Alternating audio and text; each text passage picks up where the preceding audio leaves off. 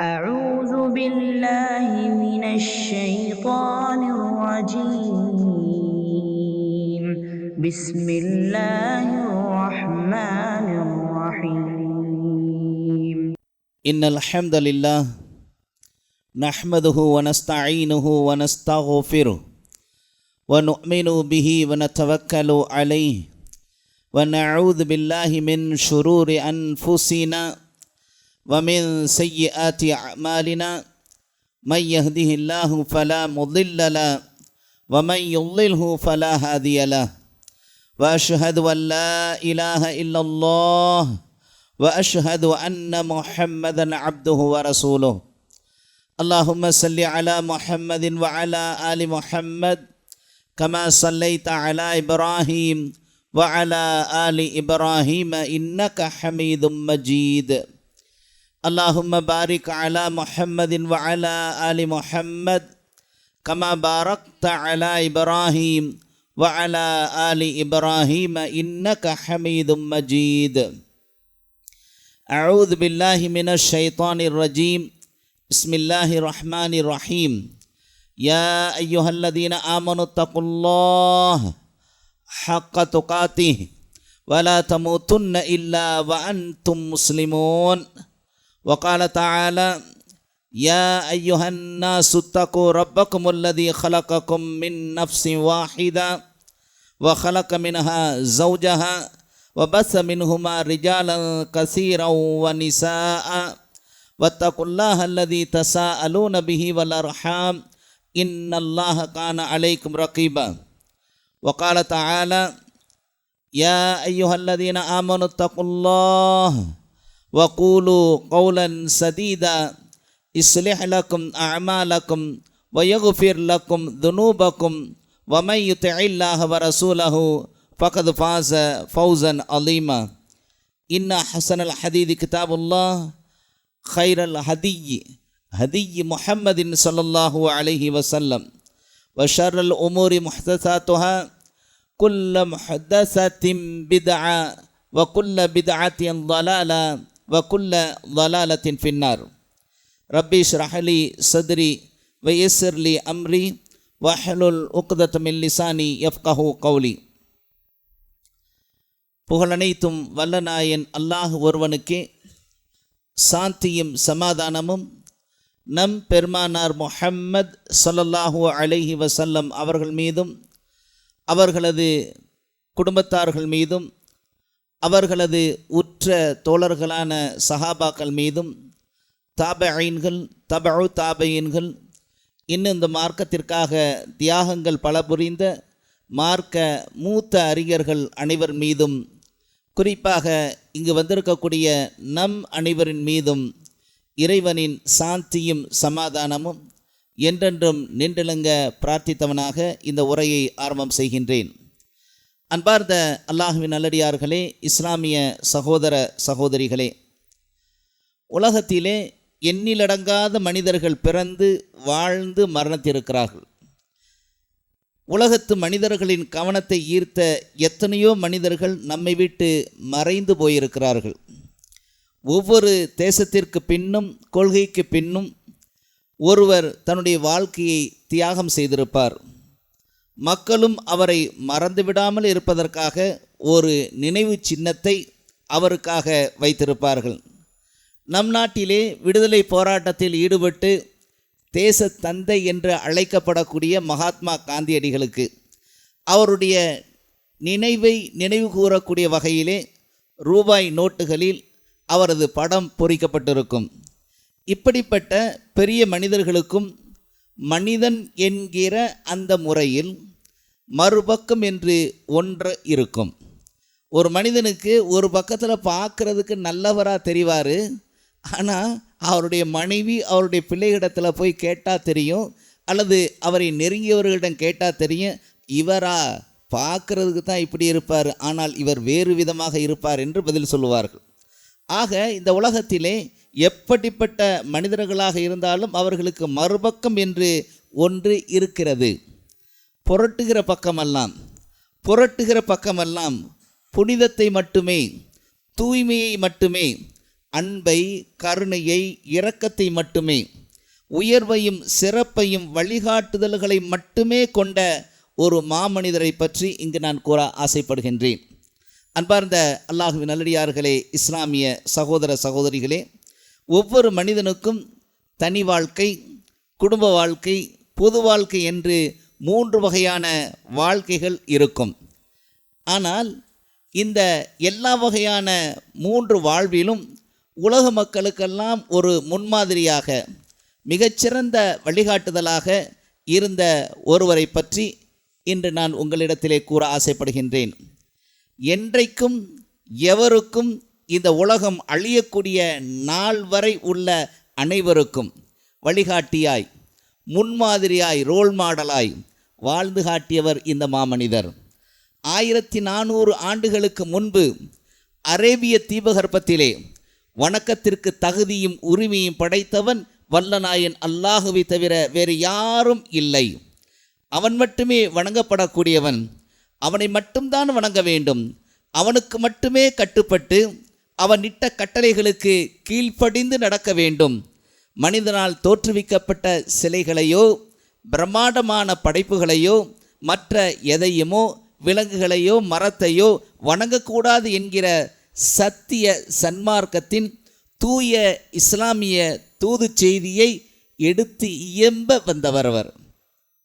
மனிதனை படைத்த முதல் நாளிலிருந்தே, முதல் மனிதனை இந்த உலகிற்கு, இந்த பூமிக்கு அனுப்பிய நாள் முதல் இவ்வுலகில் மனிதனுக்காக வழங்கப்பட்ட ஒரே மார்க்கம் இந்த தீனுல் இஸ்லாம்.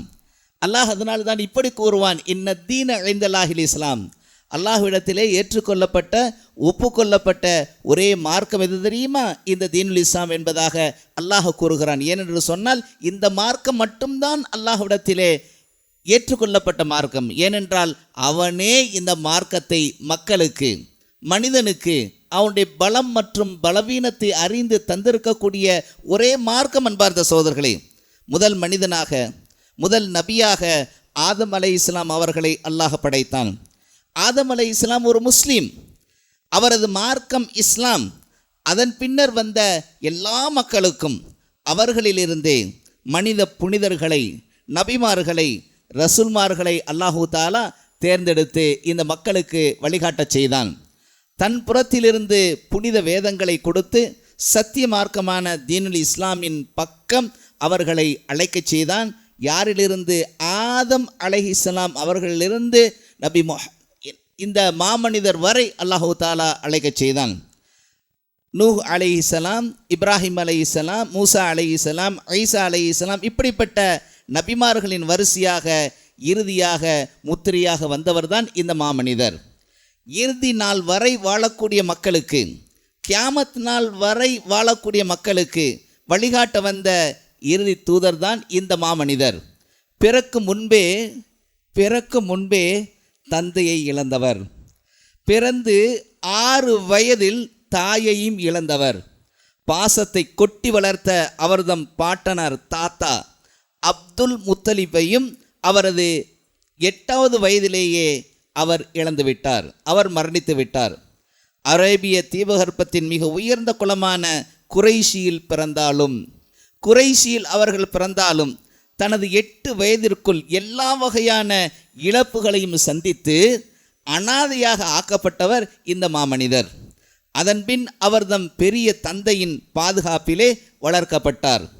அனாதையாக வாழக்கூடிய பலரின் திசை எப்படி இருக்கும் என்று உங்களுக்கு தெரியும். அனாதை குழந்தையாக, கைவிடப்பட்ட குழந்தையாக இந்த உலகத்தில் வாழக்கூடியவர்களுடைய நிலை எப்படி இருக்கும் என்பது உங்களுக்கு தெரியும். பல்வேறு கோணத்திலே அந்த குழந்தை பாதிக்கப்பட்ட நிலையிலே வளர்க்கப்படும் அல்லது வளரும். ஆக இந்த வகையில் வளரக்கூடிய அந்த அனாதைகளின் மத்தியிலே அல்லாஹு அக்பர், மக்களெல்லாம் விரும்பும் மகத்தான குணங்களை கொண்ட மனிதராக திகழ்ந்தவர் இந்த மாமனிதர். தனது வணிக பிரதிநிதியாக சென்றவரின் நேர்மையை, அவருடைய நற்குணத்தை கண்டு செல்வ பெருமாட்டியாக இருந்த ஹதிஜா ரலியல்லாஹு அன்ஹா மனமுவந்து இவர்தம் 25வது வயதிலே மணமுடித்து கொண்டார். மக்காவில் வாழ்ந்த அனைவரும் அவரை விரும்பினார்கள். யாரும் அவரை விரும்பாத ஆள் என்பவர் மக்காவிலே கிடையாது. அந்த அளவிற்கு மக்காவில் உள்ள அத்துணை நபர்களும் இவரை விரும்பினார்கள். அவரது விரும்பிய குணநலன்களை எல்லாம் கண்டு வியந்து போனார்கள். இப்படி ஒரு மனிதரா, இப்படி நற்குணங்களை கொண்ட மனிதரா என்று வியந்து போனார்கள். பொய்மை அறியாத, பொய்யையே அறியாத, வாய்மையை உண்மையே பேசக்கூடிய, உண்மையையே கொண்ட மிகச்சிறந்த ஒரு மனிதராக அஸ்ஸாதிக் என்று மக்களால் அழைக்கப்படக்கூடியவராக இந்த மாமனிதர் இருந்தார். நம்பி ஒப்படைக்கப்படக்கூடிய அந்த பொருளையெல்லாம் பேணி பாதுகாத்து ஒப்படைக்கும் மாமனிதராய் மக்கள் இவரை கண்டதால் அல்-அமீன் என்கிற பெயரை இவர் பெற்று அங்கே வாழ்ந்தார். மொடா குடியர்களாய் வாழ்ந்த அந்த அரபு மக்கள் மத்தியில் ஒரு சொட்டு மதுவை கூட தொடாத ஒரு மாமனிதராய் வாழ்ந்தார். மக்கள்லாம் எப்படி வாழ்ந்தாங்க? மொடா குடியர்களாக வாழ்ந்து கொண்டிருக்கக்கூடிய அந்த அரபு தீபகற்பத்தில் இவர் ஒரு சொட்டு மதுவை கூட அருந்தாத மிகச்சிறந்த நற்பண்பை கொண்டவராக வாழ்ந்தார். காபத்துல்லாவை புறணமைத்த அதை மீண்டும் கட்டக்கூடிய அந்த வேளையிலே அங்கே கலகம் ஏற்படக்கூடிய அந்த இடத்திலே இவர்கள் இருந்து அதனை தீர்த்து சமூக ஒற்றுமையை நிலைநாட்டியவர் இந்த மாமனிதர்.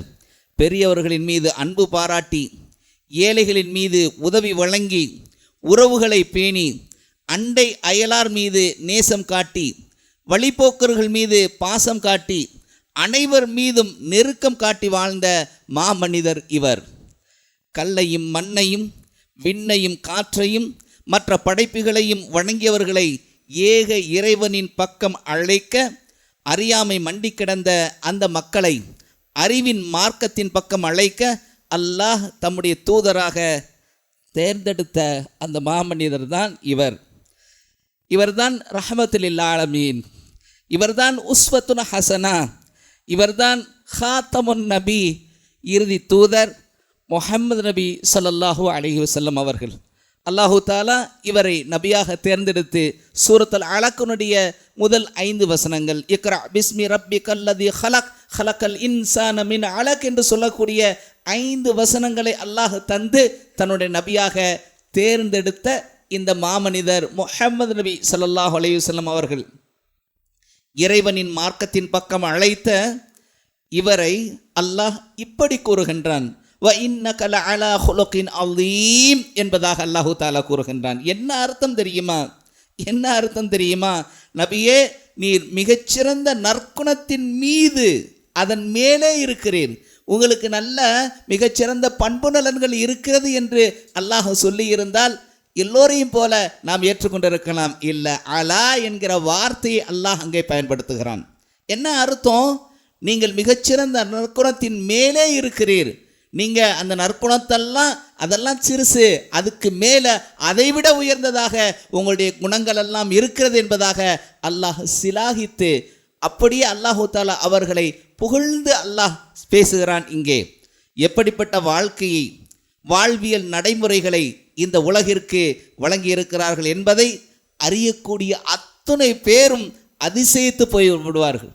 அதிசயிக்கக்கூடிய வகையிலே இவருடைய வாழ்க்கை இருந்தது. பார்க்கக்கூடியவர்கள் அத்தனை பேரும், இவரது வாழ்க்கையை படிக்கக்கூடிய அத்தனை பேர்களும் வியந்து போகிறார்கள். இப்படிப்பட்ட ஒரு மனிதரா, இப்படிப்பட்ட ஒரு மனிதரா. அதனால் தான் மைக்கேல் ஹார்ட் என்று சொல்லக்கூடிய ஒரு கிறிஸ்தவர் இந்த உலகிலே தன்னுடைய விருப்பு வெறுப்புகளை எல்லாம் தாண்டி தி 100 என்கிற ஒரு புத்தகத்தை தந்திருக்கிறார். அனைத்து தரப்பு மக்களின் வளர்ச்சிகளுக்கும் உயர்வுக்கும் வழிகாட்டிய மிகச்சிறந்த, இந்த உலகத்திலே மிகச்சிறந்த முன்மாதிரியாக வாழ்ந்த மக்களையெல்லாம் தொகுத்து எடுத்து அதிலே 100 நபர்களை அவர் தொகுக்கிறார். தி 100 என்கிற தன்னுடைய புத்தகத்தில் தொகுக்கிறார். அதிலே முதல் இடத்தை யாருக்கு தந்திருக்கிறார் தெரியுமா? முஹம்மது ஸல்லல்லாஹு அலைஹி வஸல்லம் அவர்களுக்கு முதல் நபர். அதிலே அவர் சொல்லக்கூடிய காரணங்களை நீங்கள் போய் படித்து பாருங்கள்.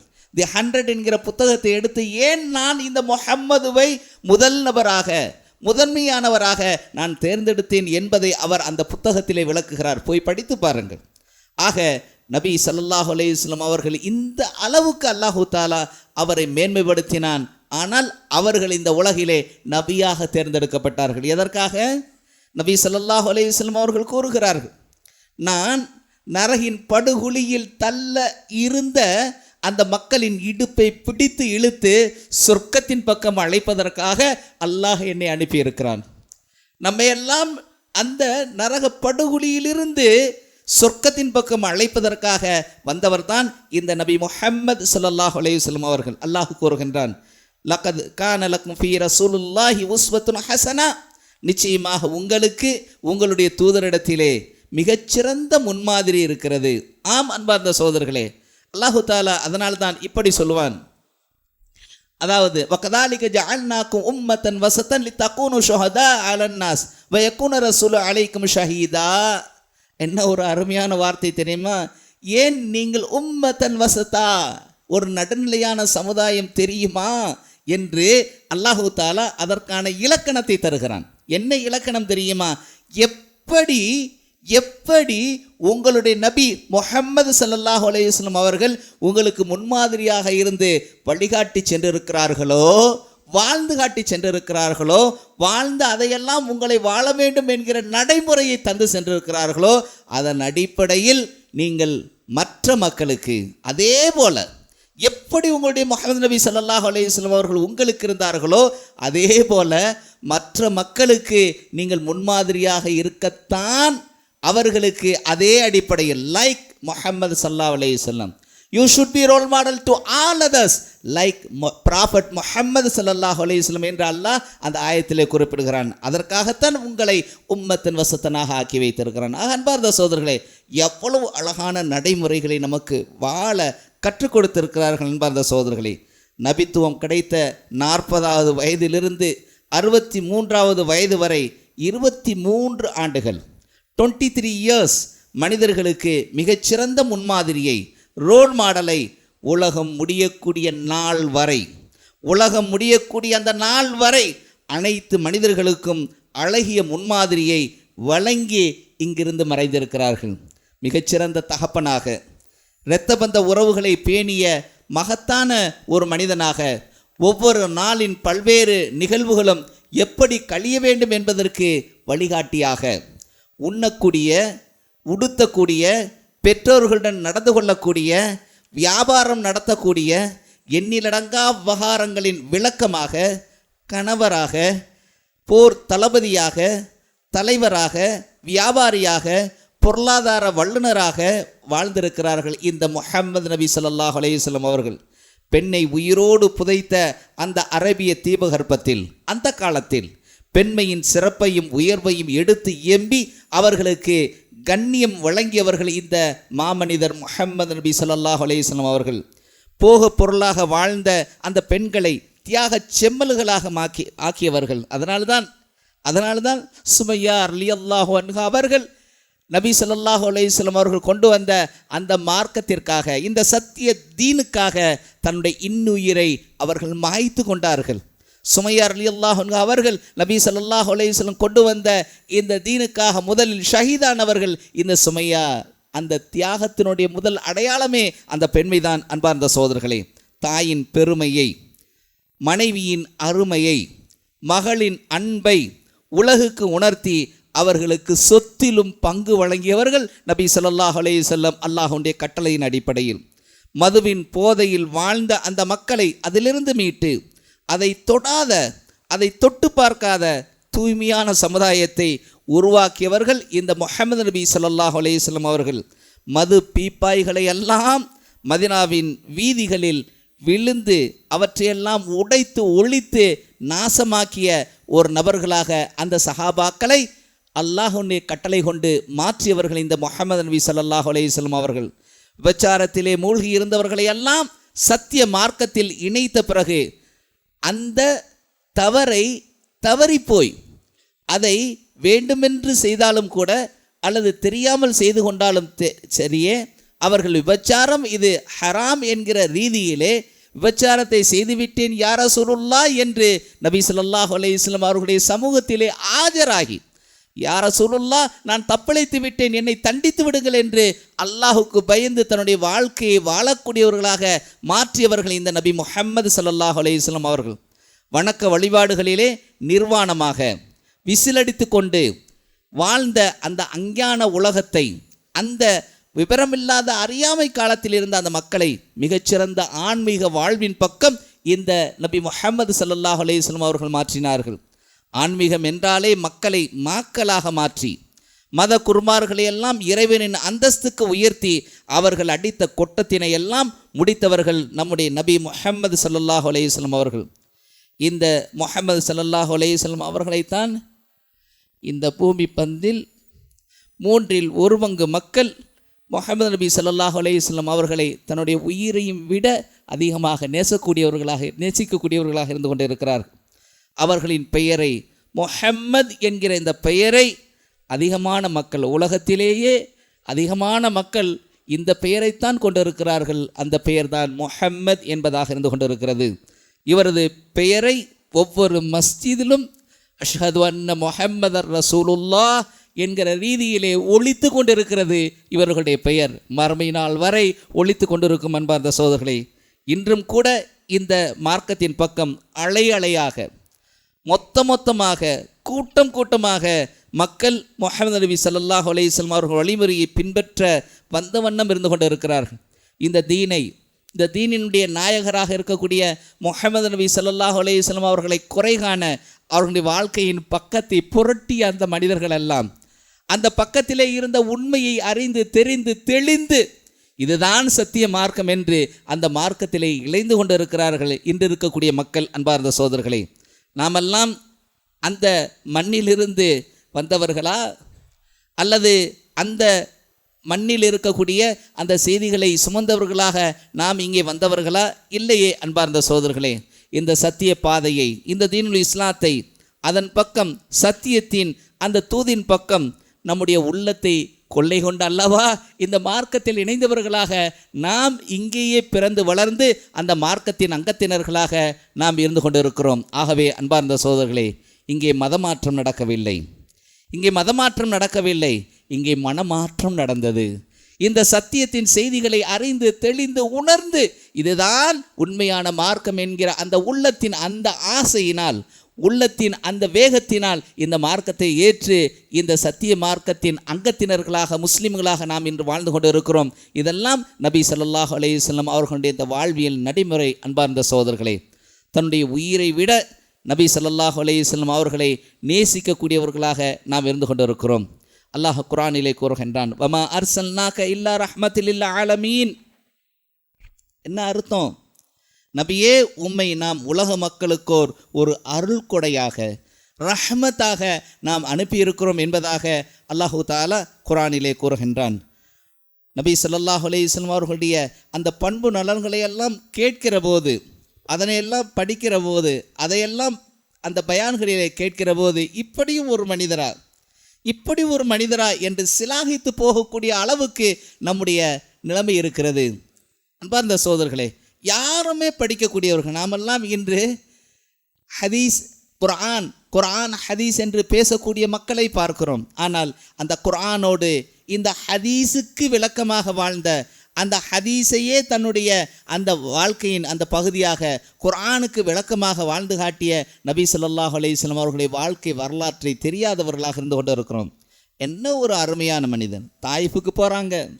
தாயிஃபுக்கு போய் அங்கே நபி ஸல்லல்லாஹு அலைஹி வஸல்லம் அவர்களுடைய மேனியிலே இரத்தம் வடிகிறது. அவர்களுடைய காலெல்லாம் இரத்த சகதியாக அங்கிருந்து ஓடி அவர்கள் செல்லக்கூடிய வேளையிலே ஒரு இடத்திலே அவர்கள் அமர்ந்திருக்கிற போது அல்லாஹு தஆலா ஜிப்ரீல் அலைஹிஸ்ஸலாம் அவர்களை அனுப்புகிறான். ஜிப்ரீல் அலைஹிஸ்ஸலாம் அவர்களை அனுப்பி அல்லாஹு தஆலா என்ன செய்கிறான் தெரியுமா? மலக்குல் ஜிபால் என்று சொல்லக்கூடிய மலைகளின் அந்த மலக்குகளை அல்லாஹ் அனுப்புகிறான். ஜிப்ரீல் அலைஹிஸ்ஸலாம் மூலமாக ஜிப்ரீல் அலைஹிஸ்ஸலாமோடு அனுப்புகிறான். ஜிப்ரீல் அலைஹிஸ்ஸலாம் சொல்கிறாங்க, இவர் யார் தெரியுமா முஹம்மதே? இவர்தான் மலைகளின் மலக்குல் ஜிபால். நீங்கள் இவரிடத்தில் என்ன உதவியை கேட்டாலும் இந்த பகுதியில் வாழக்கூடிய இந்த மக்கள், மலைகளுக்கு நடுவிலே வாழக்கூடிய இந்த தாயிஃபினுடைய மக்களை அழித்திடவா என்று கேட்டபோது நபி முஹம்மது ஸல்லல்லாஹு அலைஹி வஸல்லம் அவர்கள் என்ன சொன்னாங்க தெரியுமா? இவர்களை அழிக்க வேண்டாம். ஏன் தெரியுமா?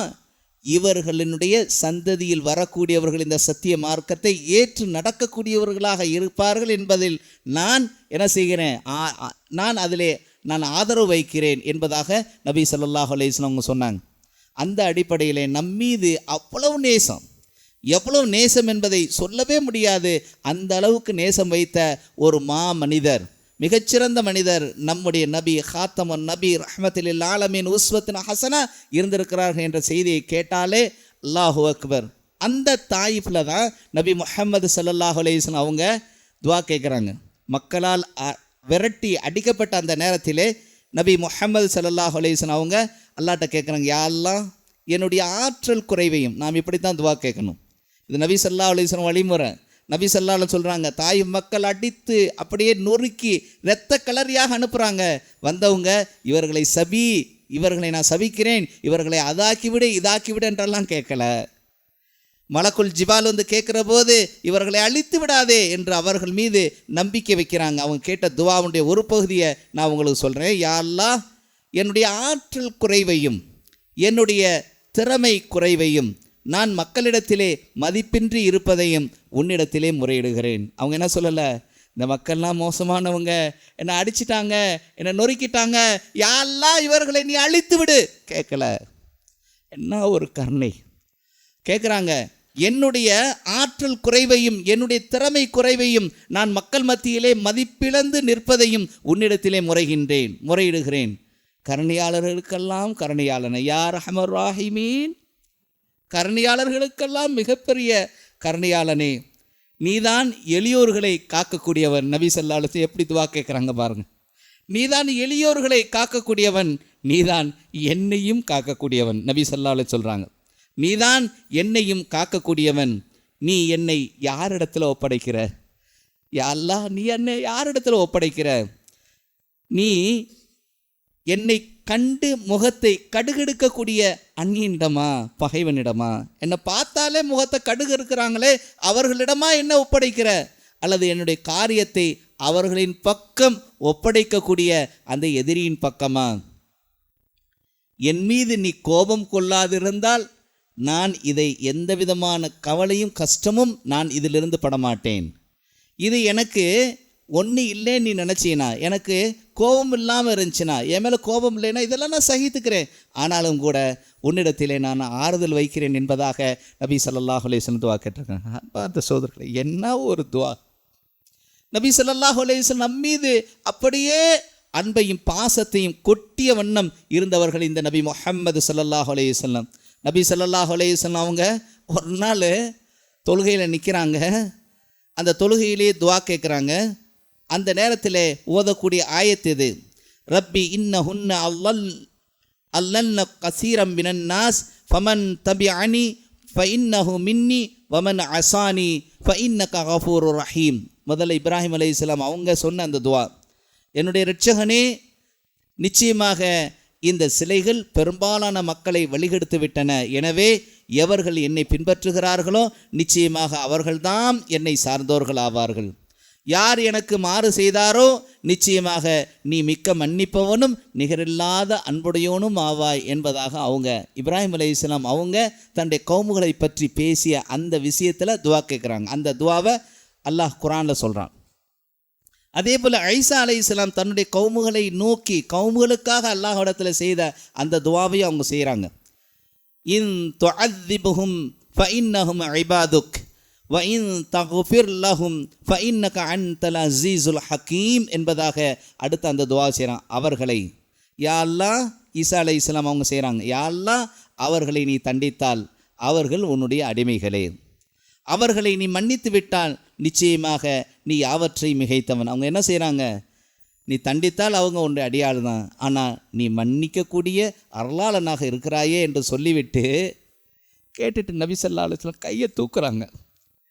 கையை தூக்கிட்டு யா அல்லாஹ், யா அல்லாஹ் என்னுடைய உம்மத், யா அல்லாஹ் என்னுடைய உம்மத், யா அல்லாஹ் என்னுடைய உம்மத், யா அல்லான்னு அப்படியே சொல்லிக்கிட்டே அழுதுகிட்டே இருக்கிறாங்க. அல்லாஹு தஆலா ஜிப்ரீல் அலைஹிஸ்ஸலாம் அவர்களை அனுப்பி வைக்கிறான். போ, என்னுடைய தூதர், என்னுடைய அப்து முஹம்மத் அங்கே கதறி கொண்டு இருக்கிறார், உடனே செல்லு, போய் சொல்லு அப்படின்னு சொல்லி ஜிப்ரீல் அலைஹிஸ்ஸலாம் அவங்களை அனுப்பி வைக்கிறாங்க. ஜிப்ரீல் அலைஹிஸ்ஸலாம் வர்றாங்க, வந்து சொல்கிறாங்க, அல்லாஹ் உங்களிடத்திலே ஒரு செய்தியை சொல்ல சொன்னான். உமது உம்மத்தின் விஷயத்தில் நீர் திருப்தியுறும் வண்ணம் அல்லாஹ் நடந்து கொள்வான்.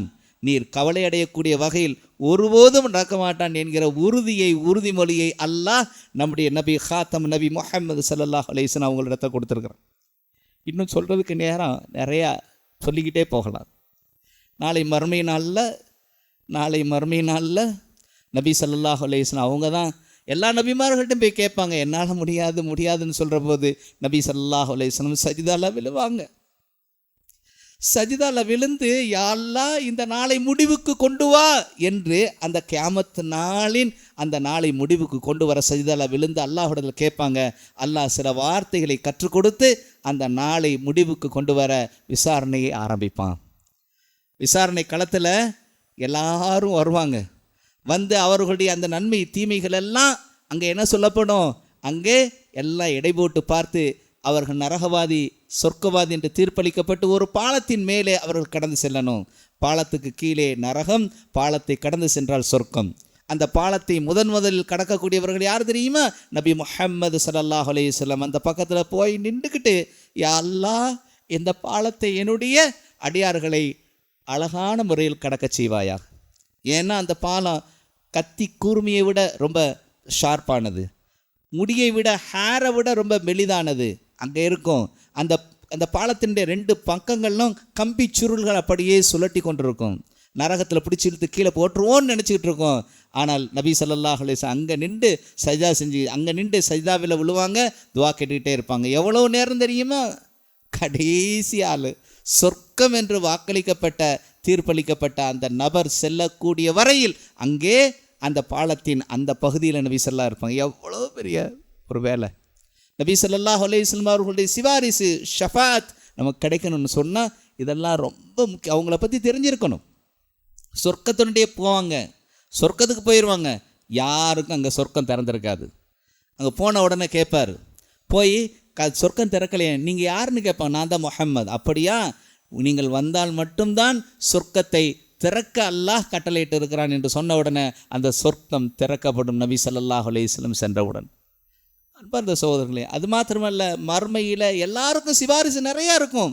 ஆனால் நபி முஹம்மது ஸல்லல்லாஹு அலைஹி வஸல்லம் அவர்களுக்கு தான் சிபாரிசின் உச்சம் இருக்கும். அதனால தான் நாம் அதிகமாக நபி ஸல்லல்லாஹு அலைஹி வஸல்லம் அவர்கள் மேலே ஸலவாத்து சொல்லணும். அல்லாஹும்ம ஸல்லி அலா முஹம்மதின் வ அலா ஆலி முஹம்மத் கமா ஸல்லைத அலா இப்ராஹீம் வ அலா ஆலி இப்ராஹீம் இன்னக ஹமீதும் மஜீத். அல்லாஹும்ம பாரிக் அலா முஹம்மதின் வ அலா ஆலி முஹம்மத் கமா பாரக்த அலா இப்ராஹீம் வ அலா ஆலி இப்ராஹீம் இன்னக ஹமீதும் மஜீத். யா அல்லாஹ், எங்களுடைய பாவங்களை மன்னித்து எங்களுடைய இம்மை மறுமை பேறுகளை மிக நல்ல முறையில் அழகான முறையில் ஆக்கி தந்து மறுமையிலே ஜன்னத்துல் ஃபிர்தௌஸிலே எங்கள் அத்துணை பேரையும் நுழைய செய்வாயாக. வ ஆகிரு தஅவானா அனில் ஹம்துலில்லாஹி ரப்பில் ஆலமீன்.